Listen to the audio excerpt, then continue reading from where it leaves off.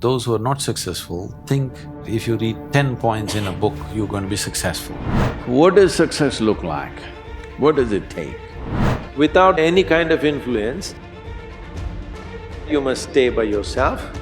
If you enable yourself, other people will say you're a success.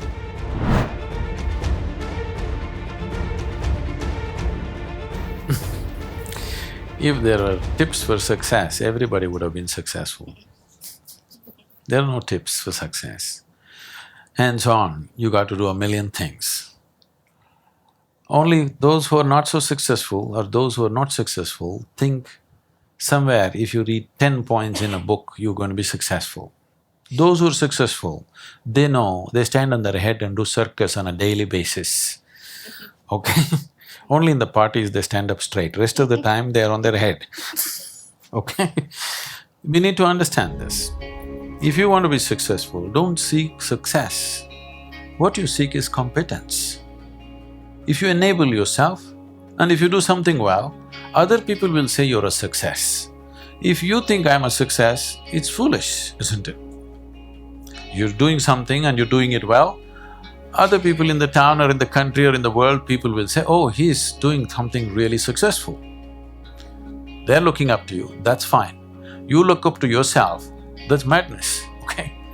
You don't seek success, you seek empowerment, you seek competence. You do the best that you can do.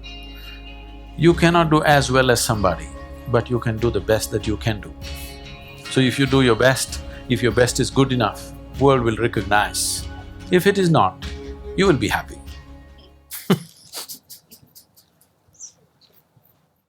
So, what does success look like? What does it take? Well,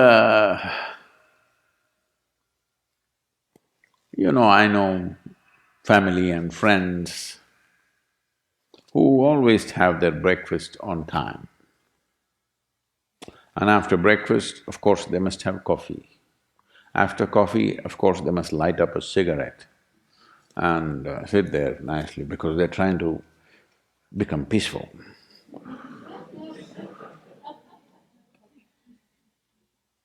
And then they will go to work, come back home exactly on time for lunch, eat lunch, rest for 1 or 2 hours, sleep, then evening have one tea and then smoke, and then again go to work.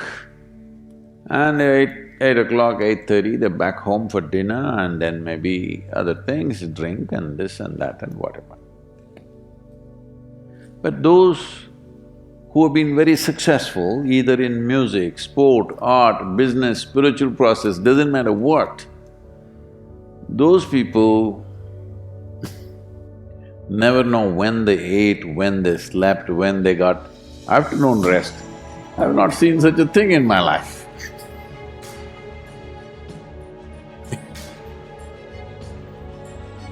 So, those who are committed to being successful with whatever they're doing,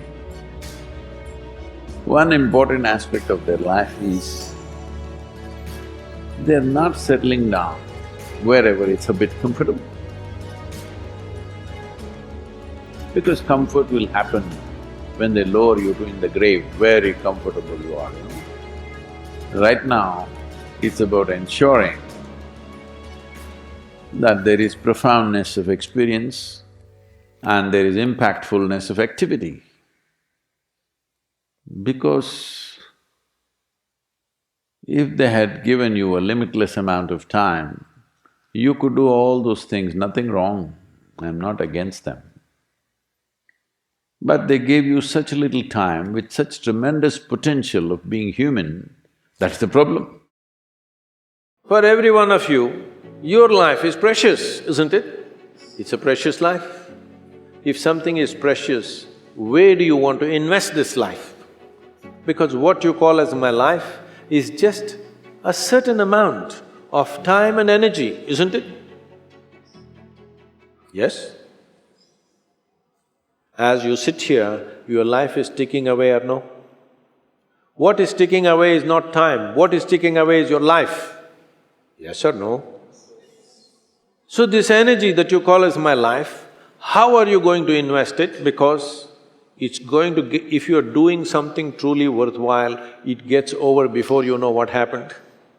Only if you're doing something worthless, it feels like a long life. Have you noticed this? On a particular day when you're very happy, 24 hours, poof, it went off like that, like a moment. You're miserable, 24 hours feels like 10 years. Have you not noticed this? So only miserable people will have a long life. Joyful people, life goes away like that, as if it's a couple of days. It passes away like that if you are creating what you really care to create. So, one thing that every young person should do is, without the influence of the peers of your own age group, without the influence of your professors and your parents, without any kind of influence, somewhere you must stay by yourself, at least for 2-3 days, and look at it. What is it that I want to invest this precious life into? What is it that will be worthwhile today and worthwhile after 50 years for me to invest myself into? You invest your life into that, whatever it is. However small, big, it doesn't matter. If you see that this is something truly worthwhile and you invest your life in that, this will be a life of fulfillment.